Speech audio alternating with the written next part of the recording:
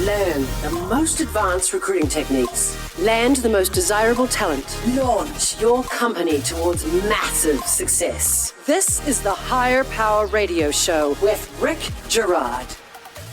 How can you tell if someone is good just through a phone screen? That's our topic today.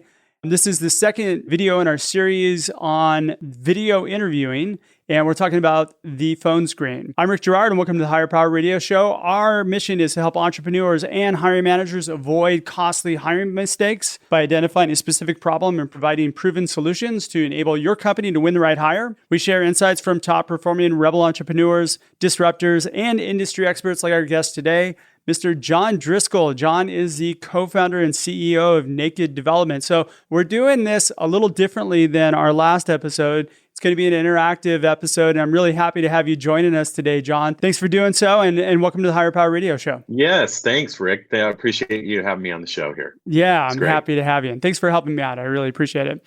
So we're going to break this down into two parts. So we're going to talk about the phone screen and the power of a phone screen in your interview process to make sure that you're most effective in saving time. Now, when I'm talking about phone screen, this can be done via video or via phone. It works just as well either way. I prefer video, just like I think John does as well, because of the fact you get to see somebody, how they react to questions, their facial expression. It's just a much better medium. But for all intents and purposes, ask them why they have weird paint on their wall in the background. Yeah, I wasn't going to call you out on that either.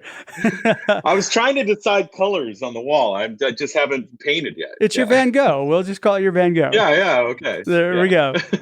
All right, so the key points for the episode, we're going to talk about the phone screen. We're going to break it down into what you're trying to extract out of the phone screen, the most important pieces. And then we're going to do a little role play, right, John? And we're going to talk about... I'm going to try. We're going to try. So we're going to run through a role play on a phone screen call. Now, as I mentioned in the last episode, we talked a little bit about your format for your interview process.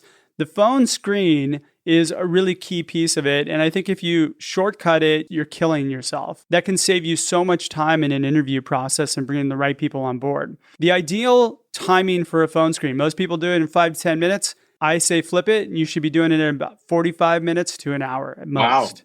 Wow. And the reason being is because you want to dig deep into 3 components to make sure that this person is going to be the right person for your organization. John, let me ask you, how long do you typically spend on a phone screen? I felt bad when you said 40 minutes. I feel like it's generally about 10 to 15, maybe. I feel like, about 10 to 15, because normally my goal for that call, and I'm learning here too, as you're saying all this stuff, I'm really, our conversation's been really good, is I'm trying to eliminate wasting time down the road, right? I'm trying to basically find any red flags, find anything that is a complete deal killer up front before I invest more time, essentially. Okay, so what are you basing that on? No, a lot of times we're talking about, for sure, let's just say, we're going to role play, maybe in this instance, is if I'm hiring an engineer or something like that, I'm trying to see if they have the right skill set to even be qualified for the job, right? Perfect. So should I even be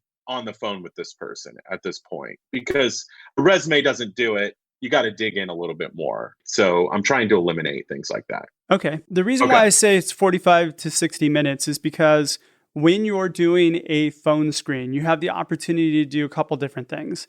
You have the opportunity to, one, build a relationship and make your company stand out from your competitors. And if it's somebody who's actively on the market, you want to give yourself a competitive edge. Even if they're not the right person, you still want to give good candidate experience. You still want to put them in a position where they enjoy and they get value out of that conversation. If it's a quick kind of wham, bam, thank you, man type thing, which most of us have done, that's transactional. And in the mind of the person you're trying to recruit, whether you know it or not, it's just common like what everybody else is doing. So we want to make sure that we're standing out from our competitors. And 2, you really want to focus in on understanding who this person is as a person and whether or not they align with your core company values. That's really key. Yes. And I don't think a lot of us do that. I know I didn't do it for probably the first half of my career as a recruiter. It was always these quick, hey, what skills do you have? How do you rate yourself on a scale of 1 to 10? All right, walk me through a little piece of code you wrote. Then I go straight to how much you're looking to make and all those transactional things. The typical questions. Right? Yeah. But the problem with those are they're not about the person. It's about you and saving your time. The other person on the other end of the line doesn't see any value out of that conversation. Yeah. Candidate experience has become a really hot buzzword, but companies who do it really well have had the ability or given themselves the ability to really cherry pick really good talent. And in this market, my argument is that right now you have the opportunity to be able to upgrade and really elevate the level of performance within your organization because there are so many good people that are, to no fault of their own, being displaced. What's really important is you break it down, the components of the phone screen, into 3 things that you want to find out. And this is a person's why, what, and how. So I call it the pain, the desire, and the impact. These 3 pieces are something that I'm looking to find out. So the very first thing that I'm doing is I'm leading into a conversation is I want to understand why this person's talking to me. They could be just looking for a job and they need a paycheck, which is okay, but you need to make sure that that person's going to align well with your organization.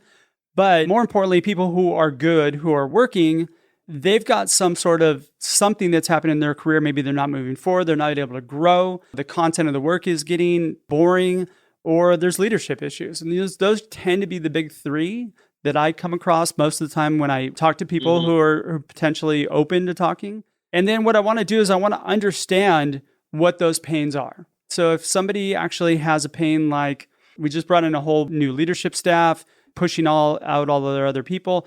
You want to understand really the underlying issues of what's going on and how deep that pain is for them. People feel unappreciated, under-challenged, underutilized. Great. Give them the opportunity to explore that with you and tell you what that is.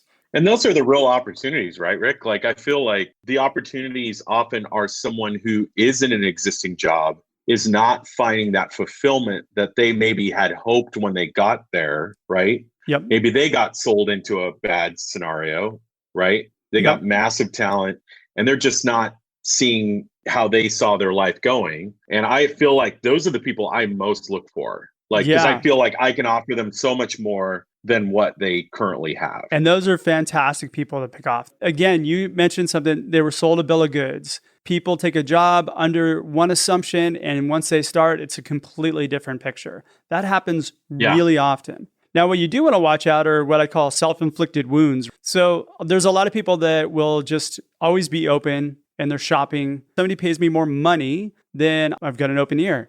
Money is often never somebody's motivator unless they're grossly underpaid. So if somebody said, hey, I took a pay cut of half my salary, there's no reason to continue a conversation with somebody if it's all about the money. There just isn't. I can't tell you how many times I've had a conversation with somebody years later that maybe left because they wanted more money. Yeah. And they had personal goals, and I get it. And I respected it at the time and wished them well. I had this happen recently, actually, with an employee.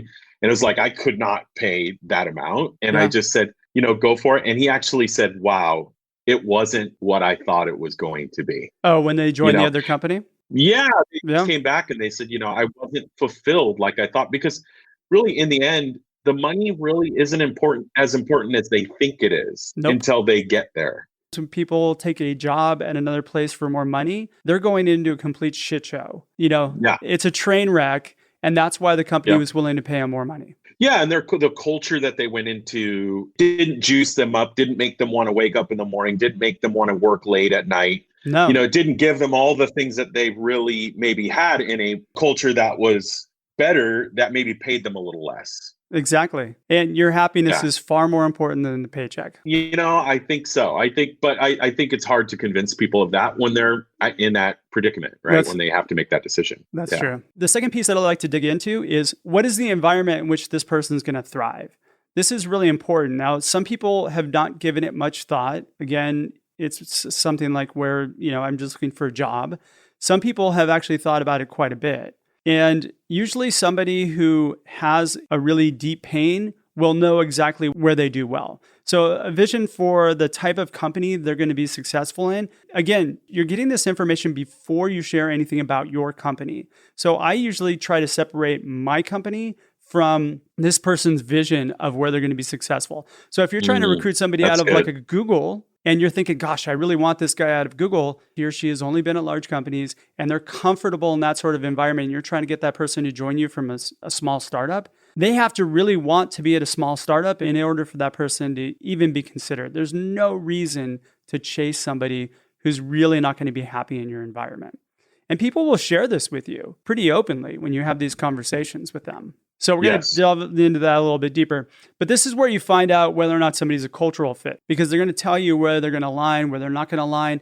And I really focus in on, okay, well, what type of culture do you do best in and why? What's important with a lot of this is when they give you answers to ask why. The third piece of this is now you want to know how good the person is. Do I have an A, B, or C player? Do I have somebody who's a high performer? You have builders, you have improvers, and then you have maintainers. So builders are typically the type of people that you want in an organization like a startup. You just want people who can come in, they can figure out the roadmap, make it happen. Those are the people that you want to hire. The impact is giving you the evidence to support moving forward with an interview. Does that make sense, John? Mm-hmm. Okay. Yeah, it totally does. Yeah. So I'm going to dig into not their skills, but I'm going to have them walk me through something that they did that was impactful to the business, either from a monetary or a time-saving perspective, or something they were recognized by leadership for doing. High performers will find things that are broken and fix them. Love that. Love those people in a startup. You have to have those people in a startup because they have to be comfortable with a lot of responsibility. They do. We are as entrepreneurs, right? I mean, and you have to be comfortable just diving in and making things happen. So those are the 3 points that I'm looking at. The key of those 3 things is if those 3 things are all in alignment, now I move forward with the rest of a conversation. That part of a conversation is going to eat up a good 30 minutes, maybe even 45. And then the rest of it's kind of easy. But the impression that you give people as you bring them through the interview, they're not used to that from anybody. And so you care to listen to that individual, automatically you become that much more attractive. Now, if they don't fit at any point, let's say their desire is completely different than who you are, then you can politely say, hey, you know what? That's not us. What you want, we're not going to be able to fill those needs for you. And you have to be open and honest with yourself. Your desire to get that position filled overwhelms your common sense. Yeah, that's what's funny about the interviewer is sometimes you can feel rejected in the process. You need to just be honest and just go, this is not a good fit of a relationship. It's almost like a dating relationship. This is just not a good fit. Let's just cut our losses right now. It's not me, it's you. Yeah. But it is, what happens is that people appreciate the fact that you can give them closure too at that point. So I'm not going to be able to help you out. We don't fit, but thank you so much. And then guess what? Now you've opened the door that you can ask for a referral of somebody they might know who might be more in alignment with your company. Because I've given first, I've understood that person, and I put myself in a position where I've got a good rap going with that person. Now I've done good by them first. So that's how you give good candidate experience. All right. So, hey, John, we had an idea earlier. Okay. We were going to do a role play. So I want to do a live action of this if you'll indulge me. Yeah.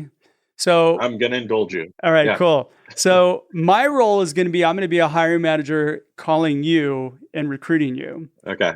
And your role is going to be to think of your ideal person that you would naturally hire and be that persona, be that avatar, if you would. Okay. When you open up a phone call, and I've got this all scripted out, I'll include it in the show notes, but when I open up a phone call, the very first thing that I'm going after is, before I kind of dig into why I'm calling you, I wanted to find out what's happening in your current role that has you open to hearing about something potentially stronger. Okay. So you're ready for me to role play this? Yeah, okay. Let's do it. Yeah. So I think what I'm looking for is an exciting opportunity to really showcase my talents and what I think I can bring to the table.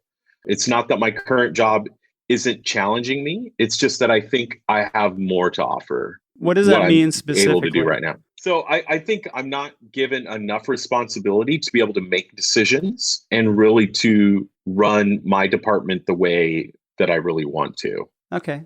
So why is it that you think that you're not given enough responsibility? Well, I just think it's the philosophy of the company. And I think they have a current viewpoint that it's more of a top-down kind of thing. And I'm really looking for a company that really is trying to showcase people's abilities and really allow them to run their own departments the way that they feel they should be able to. And I'm putting you on the spot, so this is kind of fun. But no, it's fun, yeah. So what I'm going to do is keep digging in on like really what that is.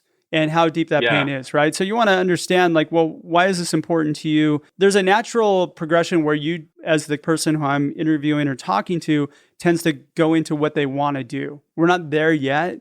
They'll lead you to that path. Felt like I already did when you were asking those questions. I kind of just took you there just by answering the question, right? Exactly. Yeah. But you want to understand like really how big of an issue it is for this person, why this is important to you, how this is affecting your daily life, your family, how you feel about it, how you feel about yourself. That's what I want to make sure that I'm digging in and understanding. It's an easy transition. Okay, well, I get where you are, John, and I understand that you'd like to get more out of your role.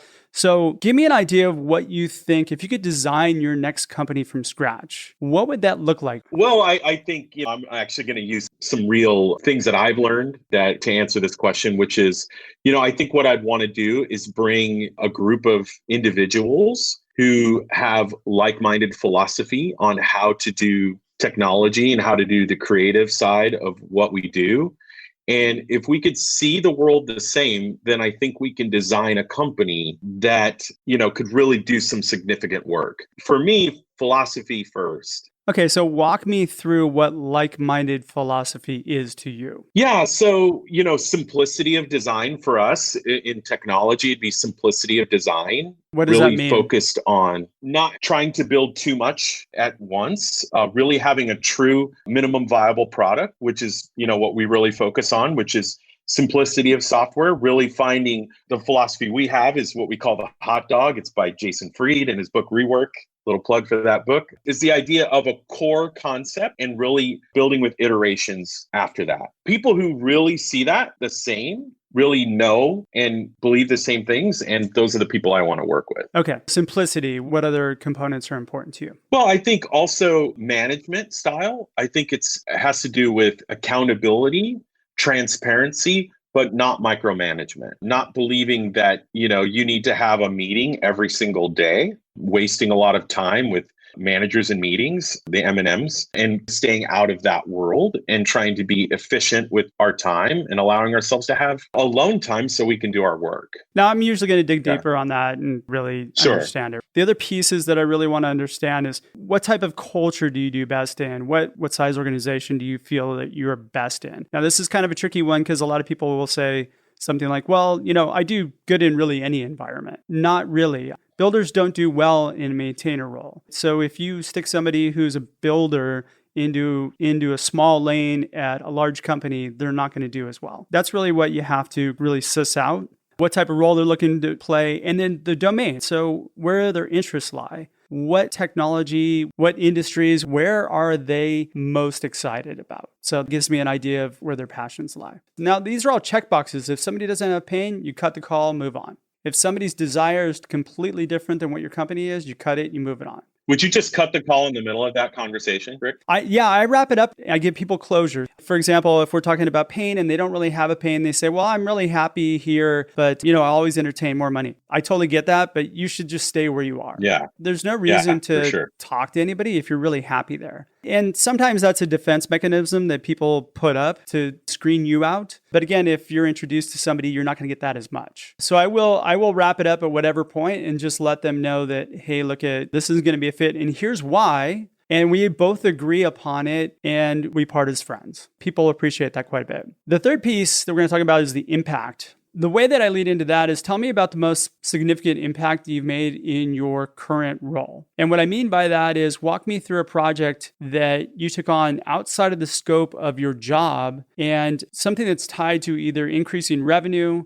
or saving time for the company, or leadership recognized you for the contribution that you made in some sort of way. Now, a lot of people kind of hem and haw about this, and they start telling you a little bit about, well, I've got 4 years of this, 5 years of that, and go into their lane of what they're used to talking about. So you're going to have to pull them out and go, no, walk me through a project. There's two things to look out for. We're not touching skills. We're just talking about a project. If somebody's identified a problem and they've actually taken it upon themselves to do it and fix it and move on from it, they'll usually tell you that problem. If somebody just stays in their lane and what they do is the work they've agreed upon, that's what they're going to do. It gives you a little bit of a snapshot as to... You know what you're getting. Yeah. Yeah. So I'm going to ask you that. So John, tell me about the most significant impact you've had in a current project that you worked on. It's funny. And now I want to switch gears on who I'm hiring right now because I want to give a personal example. Maybe I'll just do that anyways. Sure. I'm going to give a personal example that I actually really felt was a big thing is, I was in a role and we were basically doing like what most consultants do. And we were trying to scope out projects ahead of time and try to extract what this person wanted to build. And what I did is I switched gears. Instead of trying to win projects through scoping over the phone in a quick, haphazard manner, I switched it and we started to charge a consulting fee up front so that we could truly go through that and do through a discovery phase and sell projects that way. By solving that problem, we increased revenue and we also increased the quality of the work that we were doing for people. And it seemed to be a fair exchange between us and the client. And it was a huge thing for our company. It was just seeing a problem and trying to solve it. And see, you want to look for that sort of example with the people that you're interviewing. Let's say, for example, you were to say, look, I saw there was a problem with the UI that we had and nobody was available to fix it. So I just stepped in. I'm not even a UI person.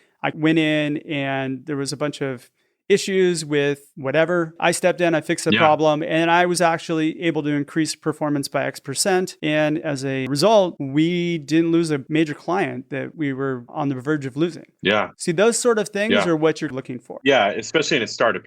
Everybody has to take initiative. We have a motto at our company. It says, "We are leaders." It's on a big chalkboard wall, huge letters, "We are leaders." Everybody is a leader in the building. You see a problem, lead and fix it. Don't look for somebody else to fix it. You saw it. It is now your job to fix it because you saw it. And that's a motto that we live by. See, you probably have a culture of builders. No question. That's good. So I'm going to dig into how you did things.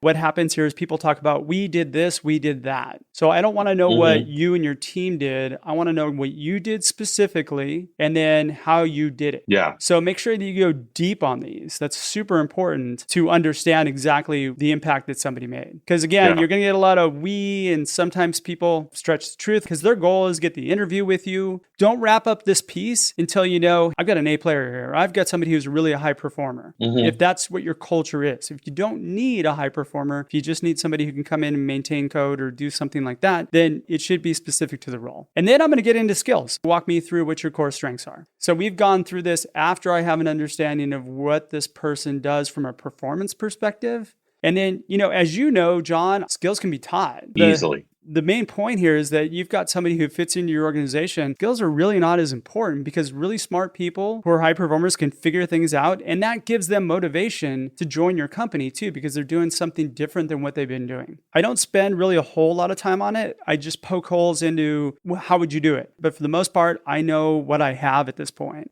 Then I can find out Commute, where they're interviewing. Now, this is kind of an interesting question because it's really important for pacing purposes. Do I need to get this person in tomorrow because this person's expecting an offer? Or do I have some time? So I'm going to properly pace out the interview process for them. And I'm going to let them know that, hey, in order for me to pace out the process, where are you interviewing? You can also ask where they are in the process. A lot of times they share the names with you.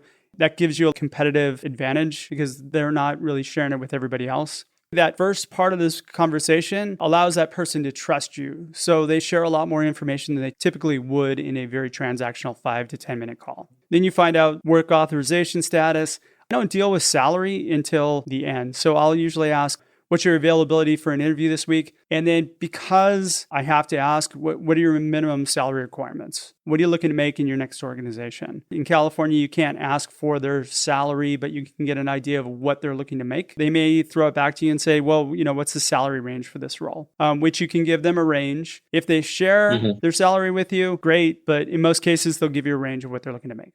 The very last question that I wrap up with, and this is a really important question on a phone screen.